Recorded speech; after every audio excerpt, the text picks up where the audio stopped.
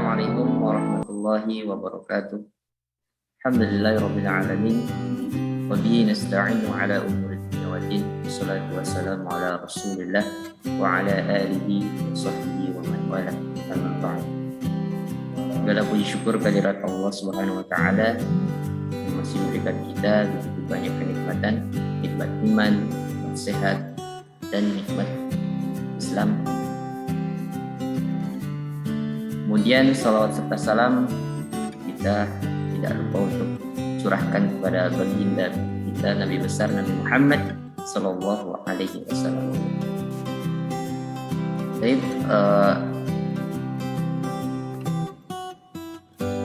kami dari kelompok 6 akan menyampaikan makalah tafsir ayat-ayat ahkam, yaitu dalam surah Al-Baqarah ayat 172 sampai 173. Kita langsung masuk ke pembahasan. Surah Al-Baqarah memiliki arti sapi betina.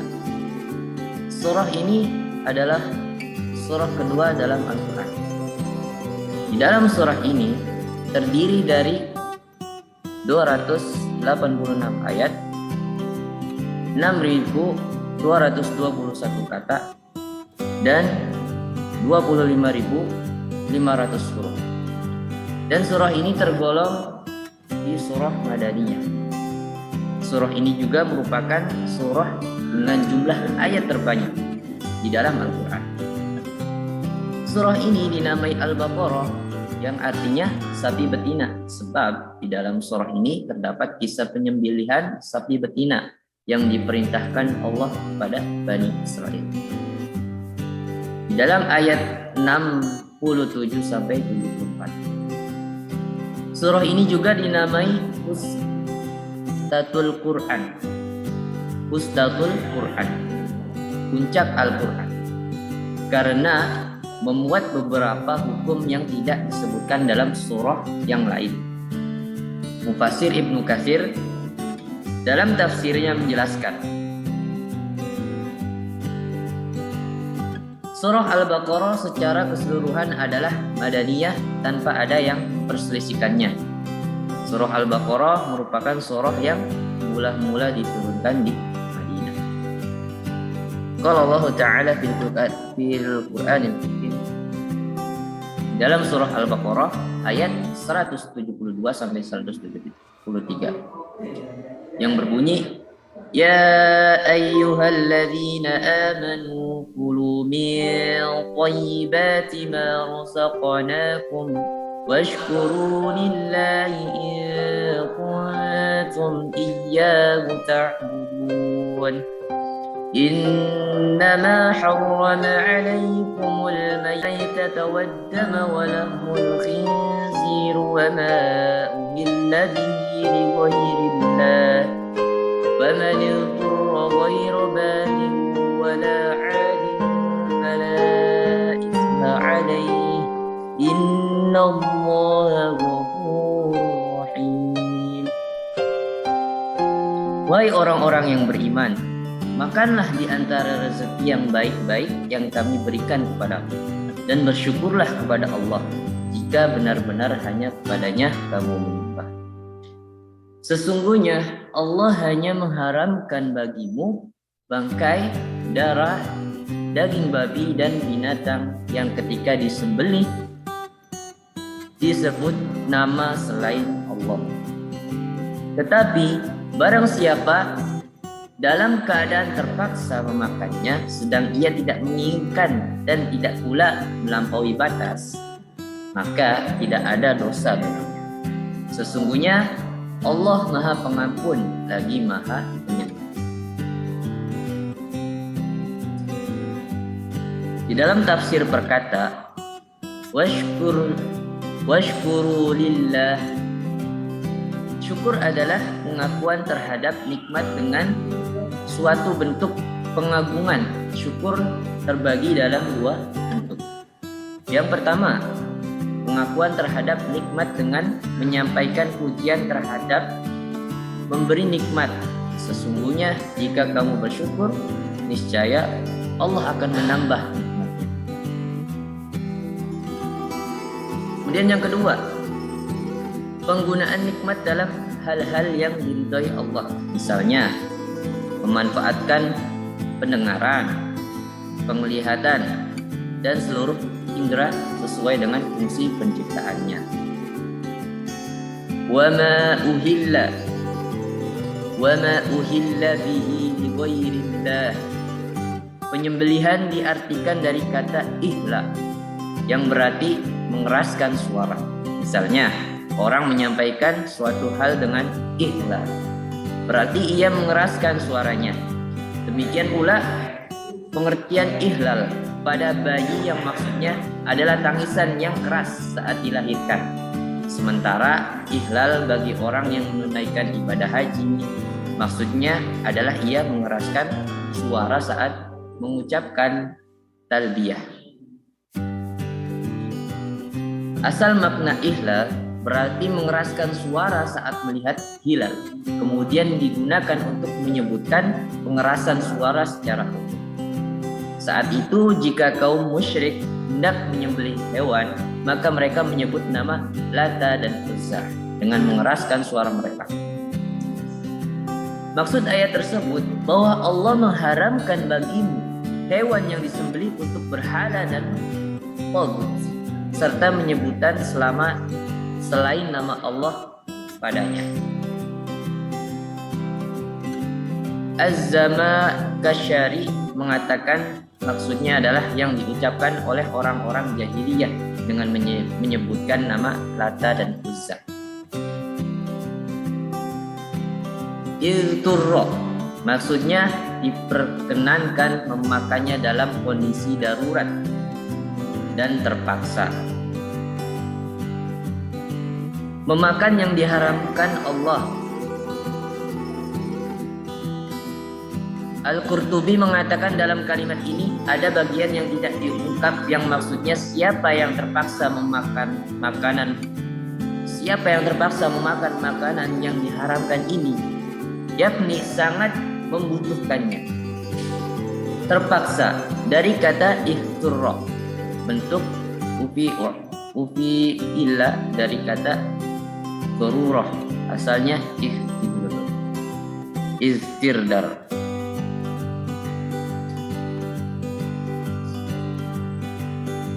Baghin secara bahasa artinya menginginkannya. Dari kata baghin artinya orang yang mencari kebaikan maupun keburukan. Ini serupa dengan ungkapan dalam hadis, ya bagiyal khairi aqbil. Hai pencari kebaikan, datanglah. Namun di sini secara khusus dimaksudkan bagi orang yang menghendaki keburukan. Az-Zujjaj mengatakan dari kata al-baghyu yang berarti menghendaki kerusakan. Dalam ungkapan Arab dicontohkan bagal jarhu luka itu memburuk, berarti luka itu semakin membengkak dan busuk. Sementara jika dikatakan bagatil mar'ah, perempuan itu berbuat mesum, maksudnya ia berbuat maksiat. Azin isim fa'il dari asal kata udwan yang berarti zalim dan melebihi batas. Yang dimaksud dengan yang menginginkannya adalah orang yang memakan melebihi keperluannya. Sementara yang melampaui batas adalah orang-orang yang tetap memakan makanan yang diharamkan ini, sementara ia mendapatkan yang lain.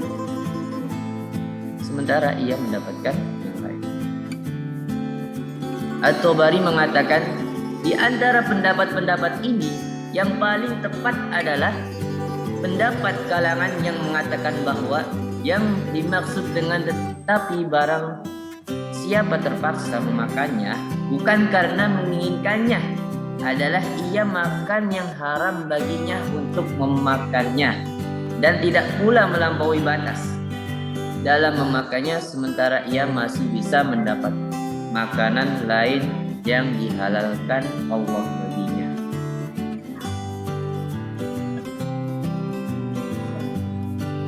Baik, materi berikutnya akan dilanjutkan oleh Taqiyuddin.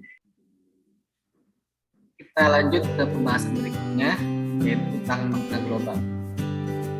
Allah Subhanahu wa Ta'ala memerintahkan hamba-hambanya yang beriman untuk menikmati kehidupan ini dengan apa saja yang dihalalkannya bagi mereka, seperti usaha yang halal, rezeki yang baik, dan barang yang bermanfaat, serta hendaknya mereka menyantap makan makanan lezat yang dihalalkannya bagi mereka dan yang dianugerahkannya pada mereka dengan syarat harus halal dan baik, serta harus bersyukur kepada Allah atas nikmat-nikmatnya yang dilimpahkan kepada mereka.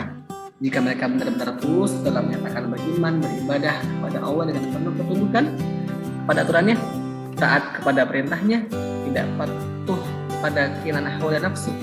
Nah, itu ya. Kemudian apa aja sih makanan yang diharapkan oleh Allah Subhanahu wa Ta'ala dalam firman di atas tadi? Ya, pengertian bangkai sebagaimana yang dijelaskan dalam tafsir Ibnu Katsir adalah hewan yang mati tanpa melalui proses penyembelihan secara syar'i. Sama halnya jika hewan tersebut mati karena tercekik tali di lehernya, al-munkhaniqah, atau yang mati karena pukulan atau terbakar, al-mauqubah, atau yang karena terjatuh, al-mutaradiyah, atau yang karena mati ditanduk, al-annafihah. Nah, juga yang mati diterkam hewan pemangsa atau pemburu. Namun, Al-Quran dan hadis telah mengecualikan bangkai yang halal dikonsumsi, yaitu bangkai ikan dan bangkai belalang. Larangan mengonsumsi darah bukan hanya karena najis atau menjijikan, tetapi juga karena menjadi tempat tersalurnya penyakit.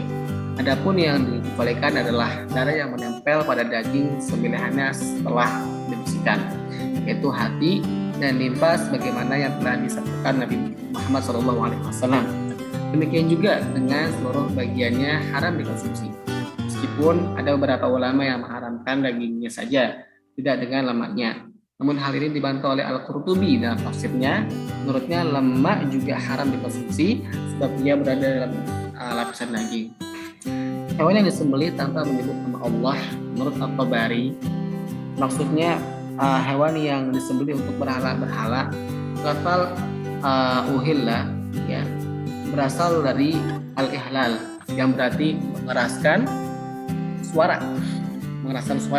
Ini karena orang-orang musyrik pada saat itu, ya, saat ini saat ingin memberikan sembelihannya, penyembahannya pada Tuhan berhalanya, mereka menyerukan nama Tuhannya dengan keras saat menyembelih. Hal tersebut telah menjadi kebiasaan mereka setiap kali melakukan ritual persembahan. Nah, penyebutan nama selain Allah saat menyembelih hewan merupakan bentuk pengingkaran atas nikmat yang Allah berikan, dan tentunya pengingkaran atas eksistensi Allah sebagai Tuhan yang Maha Esa. Terkait mengonsumsi makanan yang tidak halal, Abu Hurairah menuturkan sabda Nabi SAW yang artinya, sesungguhnya Allah Maha Baik. Sesungguhnya Allah Subhanahu wa Ta'ala memerintahkan kepada kaum mukminin dengan sesuatu Allah perintahkan pula kepada para utusan.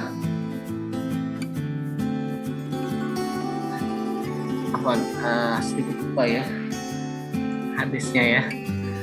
Coba kita search lagi. Ya, jadi Abu Hurairah itu pernah menuturkan sabda Nabi SAW, sesungguhnya Allah Maha Baik dan tidak menerima kecuali yang baik. Dan sesungguhnya Allah telah memerintahkan kepada kaum mukminin dengan utusan, maka Allah berfirman, wahai para utusan, makanan dari makanan yang baik-baik dan kerjakanlah amal salih. Itu ada di surat Al-Mu'minun ayat 61. Dan Allah juga berfirman, wahai orang-orang yang beriman, makanlah kalian dari rezeki yang baik-baik yang telah kami berikan kepada kalian. Ada di surat Al-Baqarah tadi ayat 102. Dan Rasulullah menyebutkan tentang seseorang yang melakukan perjalanan panjang dalam keadaan dirinya kusut dan kotor. Dia menengadahkan kedua tangannya kalangnya selain berdoa, wahai Tuhanku, katanya. Namun makanannya haram dan kenyang dengan sesuatu yang haram. Lalu bagaimana mungkin doanya akan dikabulkan, kata Rasulullah. Berdasarkan pada hadis ini, ketahui bahwa makanan juga berpengaruh pada kualitas ibadah dengan makbul tidaknya doa seseorang. Untuk itu, perhatikan makanan Anda. Kriteria makanan yang halal dan haram sudah dijelaskan pada ayat di atas tadi. Allah telah menegaskan bahwa Islam adalah rahmatan lil alamin, rahmat bagi seluruh alam. Ya, maka tidak ada satupun ketetapannya yang sia-sia, termasuk ketentuan halal dan haramnya sesuatu yang dikonsumsi hambanya.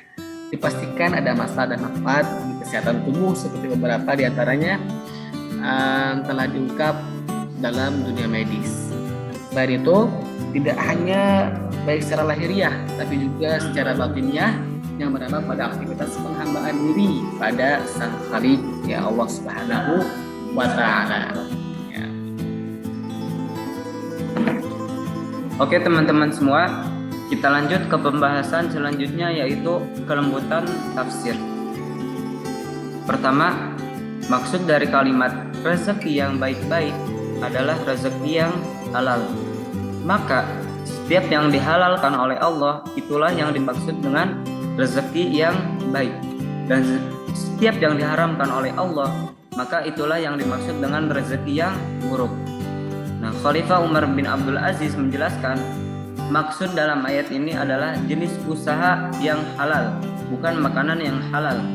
Penafsiran ini diperkuat juga oleh hadis Rasulullah SAW yang berbunyi, An Abi Hurairah radhiyallahu anhu qala Rasulullah sallallahu alaihi wasallam, Innallaha ta'ala tayyibun la yaqbalu illa tayyiban wa innallaha amaral mu'minina bima amara bihil mursalina faqala ya ayyuhar rusul kulu minat tayyibati wa'malus salihan wa qala ya ayyuhalladzina amanu kulu min tayyibati ma razaqnakum thumma dzakara rajula yutilus safara as'ata akbara yamuddu yadayhi ila samai ya rabbi wa mat'amuhu haramun wa mashrabuhu haramun wa malbasuhu haramun wa ghudhiya biharamil fa anna yustajabu lahu, yang artinya sesungguhnya Allah adalah zat yang maha baik dan dia tidak menerima melainkan yang baik, dan bahwasanya Allah menyuruh orang-orang mukmin sebagaimana dia menyuruh para rasulnya. Lalu ia membaca, hai para rasul, makanlah rezeki yang baik-baik dan beramalah yang soleh. Quran surat Al-Mu'min surat ke-23 ayat 51. Beliau juga membaca, hai orang-orang yang beriman, makanlah dari rezeki yang baik-baik. Quran surat Al-Baqarah surat kedua ayat 172. Kemudian ia menyebut seorang laki-laki yang melakukan perjalanan begitu panjang, rambutnya kusut dan berdebu, lantas menengadah kedua tangannya ke langit seraya berucap, ya Rabbi, wahai Tuhanku. Sedangkan makanannya haram, minumannya haram, pakaiannya haram, dan diberi makanan dari yang haram. Maka bagaimana mungkin doanya akan terkabulkan? Jadi itulah hadis Rasulullah Sallallahu Alaihi Wasallam. Adapun syarah dari hadis tersebut, yang pertama, dalam hadis tersebut terdapat pelajaran akan sucinya Allah Ta'ala dari segala kekurangan dan celah. Yang kedua, Allah Ta'ala tidak menerima kecuali sesuatu yang baik. Maka siapa yang bersedekah dengan barang haram, maka sedekahnya itu tidak akan diterima oleh Allah Subhanahu wa Ta'ala. Yang ketiga, sesuatu yang disebut baik adalah apa yang dinilai baik di sisi Allah Ta'ala. Yang keempat, berlarut-larut dalam perbuatan haram akan menghalangi seseorang dari terkabulnya doa. Dan yang kelima, orang yang maksiat tidak termasuk mereka yang dikabulkan doanya kecuali mereka yang Allah hendaki. Jadi itu tafsir kelembutan ayat surat Al-Baqarah ayat 172 sampai 173. Oke, kita lanjut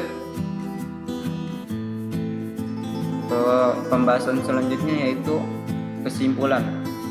Nah, jadi kesimpulan dari penjelasan yang dijelaskan oleh yang pertama oleh Rian, dan yang kedua oleh Taki, dan yang terakhir oleh saya sendiri Muhammad Rifki Sarnawan, yaitu kesimpulannya yang pertama, jadi orang-orang yang beriman diperbolehkan memakan makanan yang baik-baik selama didapat dari hasil usaha yang diperbolehkan syariat. Terus yang kedua, begitu banyak nikmat Allah Subhanahu wa taala yang sudah dilimpahkan sehingga tidak lagi mampu dihitung. Untuk itu kita wajib bagi orang yang beriman kepada Allah Subhanahu wa taala yaitu mensyukuri nikmatnya. Karena dalam ayat Al-Qur'an, la in syakartum la azidannakum wa la in kafartum inna 'adzabi lasyadid.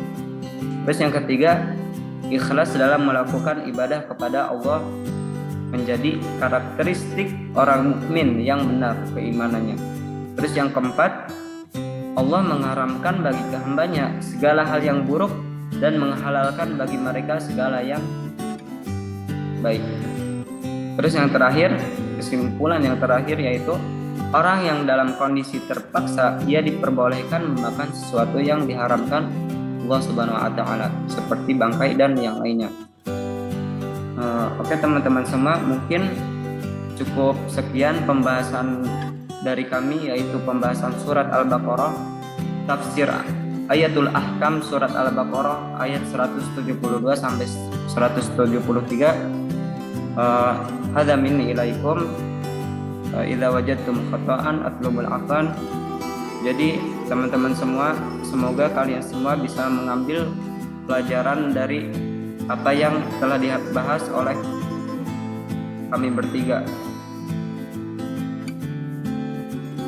Mungkin cukup sekian, kurang lebihnya mohon maaf apabila ada kata-kata yang keliru atau pembahasan yang kurang jelas, mohon dimaafkan karena kami semua lagi proses pembelajaran, jadi mohon dimaafkan.